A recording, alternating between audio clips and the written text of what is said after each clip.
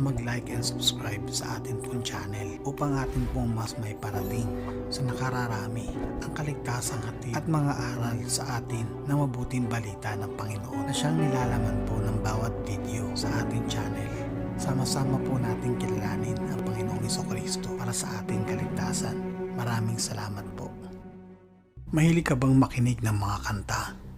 Meron lang akong gustong linawin at nais kong ipaintindi sa iyo bago natin simulan ang ating video. At baka sabihin mo, hindi kita binalaan na mag-ingat ka sa mga bagay na iyong nadidinig sapagkat hindi mo nalalaman kung ano ang totoong nilalaman ng mga ito, lalo na sa panahon natin ngayon. Ang modernong panahon natin, partikular na sa music industry, ay mistulang naglalantad na ng kanilang totoong kulay at kung sino ang nasa likod ng mga ito. Ano ang kinalaman ni Satanas dito? Ano ba ang epekto sa atin ng pakikinig ng kanta at para saan ba ginagamit ang musika? Iyan ang ating mahalagang titignan sa pagkakataong ito sa ating video. Ang pagtatanghal sa Grammy ni Smith na animoy isang satanic ritual. Ang music video na wari nagpapakilala kay Satanas na ginanapan ni Katy Perry sa kanyang Dark Horse. Ang Grammy's Blood Sneakers ni Lil Nas na may 666 na disenyo, mayroong mga gintong pentagram na nakabaliktad na mga krus at tunay na dugo ng tao ang nasa loob ng sapatos. Ito na nga ang kulturang meron sa music industry ng Amerika at sa palagi ko, ito na rin ang nangyayari sa iba pang panig ng mundo. Mga kantang naglalaman ng mga temang homosexuality, pornography, adultery, gender confusion, mga video naglalaman ng mga simbolismong sa demonyo at kumukutya naman sa Panginoong Jesucristo. Lumalaganap na ang kasamaan sa kasalukuyan na kahit mismong si Satanas ay komportable nang lumabas sa kanyang pinaglulunggaan mga satanic performance na kung sino-sino mga artist. Naniniwala ako na sadyang malapit na tayo sa katapusan ng panahon. Why don't you turn and repent before it's too late? Turn from your sin. Kaya ang mga demonyong ito sa ating panahon ay nagkukumawala na upang mas makahikayat pa sila ng mga kaluluwang maililigaw nila dahil nalalaman nila na ang kanilang oras ay nalalap sa pahayag. Kaya't mga gagala kayo o mga langit at kayong nagsisitahan diyan sa aba ng lupa at ng dagat sapagkat ang diablo ay bumaba sa inyo na may malaking galit sa pagkaalam niya na kaunting panahon na lamang ang meron siya. Kaya naman silang mga demonyo ay nagkukumahog na tila baga nagkakaroon tayo ng satanic breakouts gaya ng nangyari sa carnival sa bansang Brazil na naging isang papuri kay Satanas ang buong pagtatanghal habang kinukutya naman ang Panginoong Jesucristo. At sa United Kingdom sa Birmingham sa kanilang 2022 Commonwealth Opening Games Ceremony kung saan isang mechanical giant bull ang nasa gitna ng kanilang pagtatanghal na siya namang kanilang binibigyang pugay. Ang bull na sumasagisag din sa pagwo-worship kay Baal na ginagawa noong una pang panahon bilang isang uri ng Diyos-Diyosan. At sa Amerika, sa music industry ngayon, kasama ang pinakasikat na award show, ang Grammys.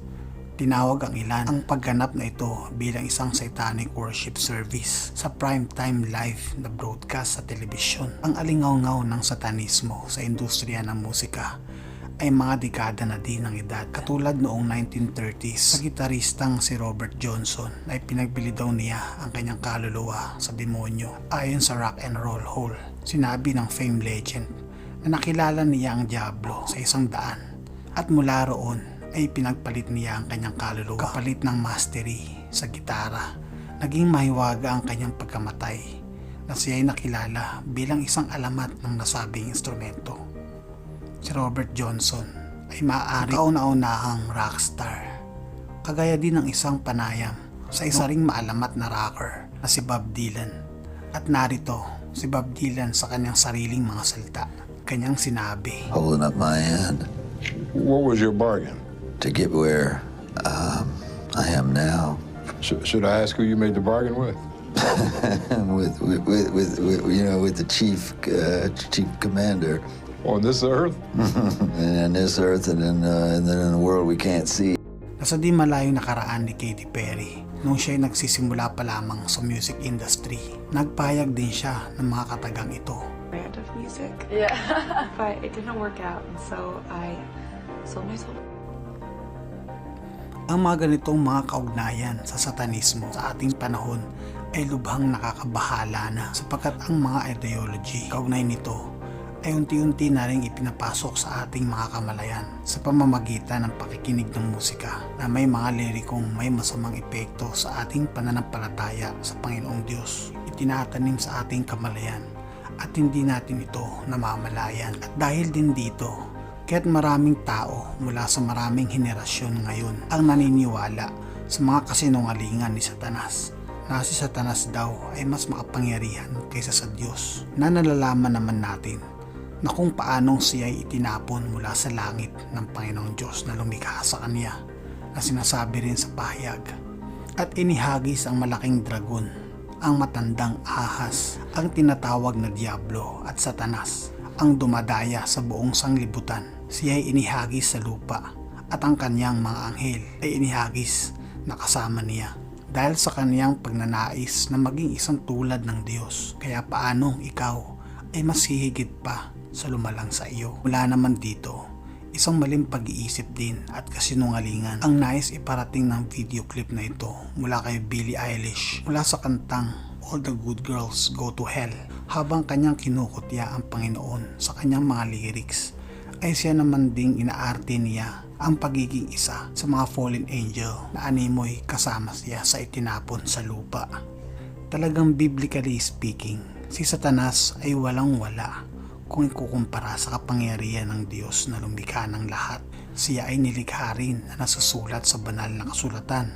Sa Ezekiel, ikaw ay nasa Eden, na halamanan ng Diyos. Lahat ng mahalagang bato ay iyong kasuotan, ang sardiyo, ang topasyo, at ang diamante, ang berilo, at ang onyx, at ang jaspe, at ang safiro, at ang esmeralda, at ang karbungko, at ang ginto. Ang pagkayari ng iyong pandereta, at ang iyong mga plauta ay napa sa iyo, sa kaarawan na ikaw ay lalangin na nangahanda na. Ikaw ang pinakahirang kerubin na tumatakip at itinatag kita na anupat ikaw ay nasa ibabaw ng banal na bundok. Ikaw ay nagpanhik manaw sa gitna ng mga batong mahalaga. Ikaw ay sakdal sa iyong mga lakad mula sa araw na ikaw ay lalangin hanggang sa ang kalikuan ay nasumpungan sa iyo. At sinasabi sa mga talata na ito na si Satanas ay isang hinirang anghel na taglay-taglay din ng kagandahang anyo, at ang mga mahalagang hiyas at mga bato ay sumasa kanya habang nasa ibabaw ng banal na bundok. Sa araw ng kanyang pagsilang ay kasama niya ang pandereta at ang plauta, mga uri ng instrumentong pangmusika, dahil si Satanas ay isa ring musikero nung siya ay nasa langit pa. Noong hindi pa siya ay tinapon sa lupa, mga instrumento ng musika na hanggang ngayon ay ginagamit niya upang makalinlang ng mga tao at sumunod sa pagre-rebelde na kanyang unang ginawa kung siya ay nasa langit. Musika na kanya ding ginamit upang makahikayat pa ng iba pang mga anghel na umanib sa kanya kalabanin ang Panginoong Diyos sa kaitaasan na sinasabi sa pahayag, at kinaladkad ng kaniyang buntot ang ikatlong bahagi ng mga bituin sa langit at ipinaghagi sa lupa, at lumagay ang dragon sa harapan ng babaeng manganganak upang lamunin ang kanyang anak pagkapanganak niya. Ipinapakita lang dito sa atin ang kapangyarihan ng musika na maka-impluwensya sa kamalayan ng nakikinig nito, bagay na hindi dapat natin ipinagwawalang bahala lang. Let me just stop right here and say this. The devil has always used music as a cue to bow. Be careful, young lady, what you let yourself listen to. Careful, young man, what you allow in your earbuds. Be careful, because you don't know what music does to you. Music is the only element on the planet that was not made on the planet. Music was made in heaven. It wasn't made here. Everything else that we do and manipulate is all earth-made. All earth is made on a different level, a different plane, and so it operates on a different plane. And guess who made music? Not the devil. If you say the devil, I'm going to be mad at you. The devil did not make music. There's no such thing as devil's music. Okay? The devil didn't make music. He was put over in charge of it. But he didn't make it. God made music. And do you know why he made music? So God forms the most powerful element on the planet just about in music. And God gives it one strategic design. One. Music only has one function. And I don't care what degree you have or what theological thought you have right now. It's wrong. And I'm right. Music only has one function, and that is worship.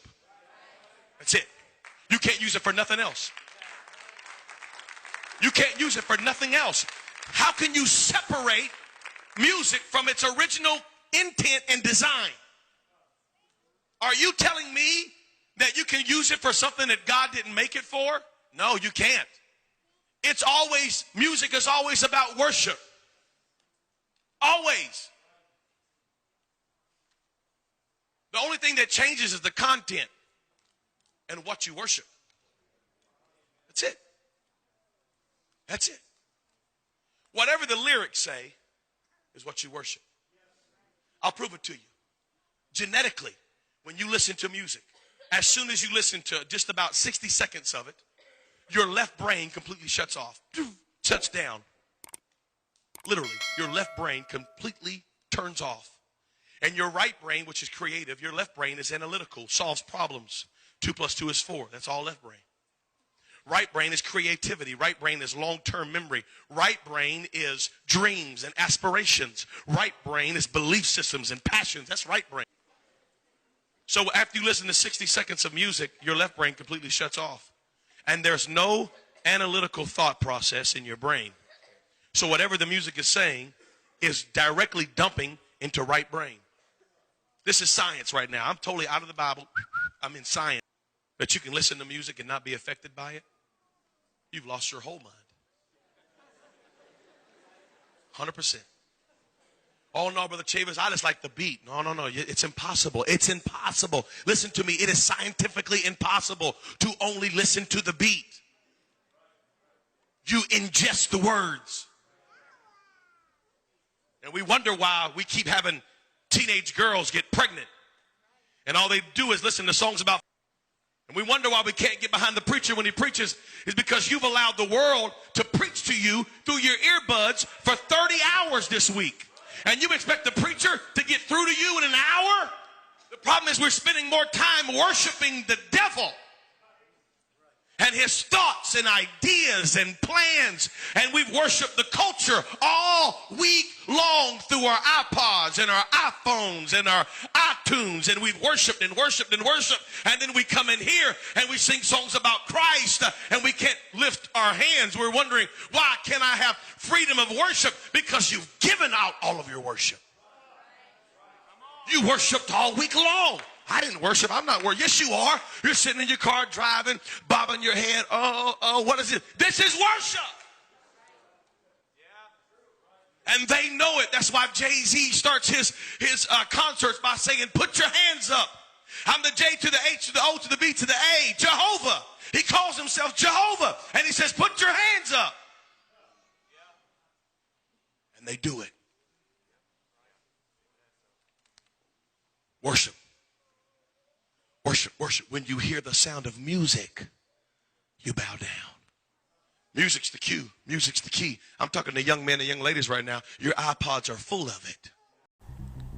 Alam na alam nito ng demonyong si Satanas. Ang pagtanggi sa kapangyarihan at magpasako sa gumawa sa iyo ay isang direktang rebelyon sa kanyang otoridad. At ito rin ang ginugusto ni Satanas na gawin natin. Ang magrebelde, ang maging rebelde, maging suwail na anak at hindi pagsunod sa mga payo ng magulang, maging korap ang ating isip at maimpluwensyahan sa mga bagay na nakikita at nadidinig natin sa ating kapaligiran ngayon. Pakikinig sa mga masasamang musika na isa sa mga dahilan nito at ang mga doktrinang pinapakalat sa mga social media platforms na sinasabing gawin mo kung ano ang gusto mo.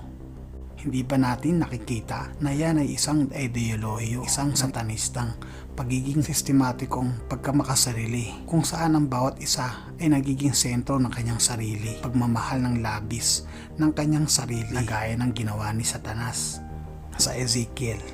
Ang iyong puso ay nagmataas dahil sa iyong kagandahan, iyong ipinahamak ang iyong karunungan dahil sa iyong kaningningan. Aking inihagis ka sa lupa, aking inilagay ka sa harap ng mga hari upang kanilang masdan ka. Ang kanyang labis na kagandahan at karunungan ang nagturo sa kanyang sarili na siya'y nakakahigit na, at ito'y nawi sa kanyang pagrebelde sa Panginoong Diyos na gumawa sa kanya, kaya siya ay tinapon sa lupa. Kaya gaya rin ni Satanas, ang pride ay lubhang mapanganib na pag-uugali na ating tataglayin sa ating mga sarili, sapagkat hindi tayo nilikha ng Panginoong Diyos para mahalin lang ang ating sarili. Katulad ng sinasabi ng Panginoong Hesukristo sa Juan, isang bagong utos ang ibinibigay ko sa inyo ngayon, magmahalan kayo kung paano ko kayo minahal. Gayon din naman, magmahalan kayo. Sa Roma, sapagkat ang sinuman sa atin ay hindi nabubuhay sa kanyang sarili, at sinuman ay hindi namamatay sa kanyang sarili. Sapagkat kung nangabubuhay tayo, sa Panginoon tayo'y nangabubuhay. O kung nangamamatay tayo, sa Panginoon tayo'y nangamamatay. Kaya't sa mabuhay tayo o sa mamatay man, tayo'y sa Panginoon. Na sa ating henerasyon ngayon, ay siya namang ating nakikita at ginagawa, sapagkat nalalaman ni Satanas na tayo'y mas madaling makuha niya kung tayo'y nag-iisa, na mas lalo tigit kung tayo'y mapapalayo sa gumawa sa atin. Ang Panginoong Diyos na kailanman hindi tayo pinabayaan. Sa Juan, ako ang puno ng ubas at kayo ang mga sanga. Ang nananatili sa akin at ako sa kanya, ang siyang nagbubunga ng sagana, sapagkat wala kayong magagawa kung kayo'y hiwalay sa akin. Tayo'y pilit nilalayo ni Satanas sa ating Panginoong Diyos Ama sa pamamagitan ng mga itinatanim niyang kasinungalingan sa ating isip, gaya ng ginawa niya kay Eva nung silawin niya siya sa kanyang kasinungalingan na sinasabi sa Genesis. At sinabi ng babae sa ahas, sa bunga ng mga punong kahoy sa halamanan ay makakakain kami. Datapwat sa bunga ng punong kahoy na nasa gitna ng halamanan ay sinabi ng Diyos, huwag kayong kakain niyaon, niya huwag ninyong hihipuin, baka kayo'y mamatay. At sinabi ng ahas sa babae, tunay na hindi kayo mamamatay, sapagkat talastas ng Diyos na sa araw na kayo'y kumain niyaon ay madidilat nga ang inyong mga mata, at kayo'y magiging parang Diyos na nakakakilala ng mabuti at masama. At sa ganitong paraan, pinasok ni Satanas ang inosenteng pag-iisip ni Eva.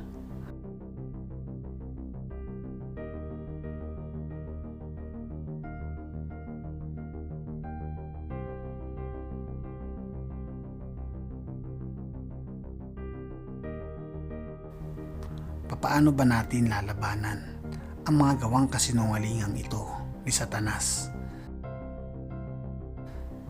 Sa pamamagitan ng ating Panginoong Hesus na susulat sa mga Hebreo, dahil sa mga anak na tinutukoy niya ay tao, naging tao rin si Jesus, at tulad niya ay may laman at dugo. Ginawa niya ito upang sa pamamagitan ng kanyang kamatayan ay mawasak niya ang Diablo na siyang may kapangyarihan sa kamatayan. Ang ating mga kasalanan ay naitubos na ng ating Panginoong Hesus nung siya ay ipinako sa krus, ang kanyang pagtatagumpay laban sa kamatayan. Kaya si Satanas ay walang kapag-asa laban sa ating Panginoong Hesukristo, kaya't dinadala na lang niya tayo sa kanyang mga pangako ng kasinungalingan. Ang sa gayon ay sapitin din natin kung ano ang kanyang sasapitin sa pagdating ng wakas ng panahon, kapag ang araw ng paghuhusga ay sumapit na. Dahil ang galit ni Satanas ay nag-uumapaw sa atin, kaya't hangad niya tayo na mapahamak tulad niya. Kaya napaka-importante para sa kaligtasan ng ating mga kaluluwa na ngayon pa lamang ay magawa na nating makaiwas sa mga makabundong tukso na laganap na ngayon sa ating panahon. Suriin muna natin ang mga palabas o mga tugtugin na ating mga napapakinggan at mga nakikita. Kung ito ba ay nagpupuri sa ating Panginoong Diyos, makinig tayo sa halip ng mga kantang kumikilala sa kadakilaan ng ating Panginoong Jesucristo. Maging ang akin pong sinasabi sa atin pong video ay suriin din po natin. At ang pinakamahalaga ay magsimula na po tayo magbasa ng ating Biblia sapagkat ang lahat po ng ating katanungan ay nabigyang kasagutan na po sa atin ng Panginoong Diyos na buhay, na lumikha ng lahat, na may kapangyarihan sa lahat ng bagay, at ito ay sa pamamagitan ng Biblia. Magkaroon po tayo ng awareness sa mga nangyayari sa ating kapaligiran upang sa pamamagitan din ito ay magkaroon din tayo ng paraan panglabanan ang mga pag-atake ng kasamaan sa ating lipunan at sa ating panahon. Mga kapatid, ako po ay lubos na nagpapasalamat at muli po kayo ay nakaabot sa dulong bahagi ng ating video. Marami din pong salamat sa inyong pagtangkili sa atin pong Mamuntin Channel. God bless po. Tayo po ay nasa mga huling araw na tulad ng sinasabi sa atin ng Panginoong Jesucristo sa mga talinghaga ng puno ng igos sa Mateo. Ngunit alamin ninyo ang talinghaga mula sa puno ng igos. Kapag ang saan nito ay nanariwa na at lumabas na ang mga dahon, alam ninyo na malapit na ang taginit. Gayon nga rin kayo, kapag nakita na ninyo ang mga bagay na ito, alam ninyo na ito'y malapit na, nasa pintuan na.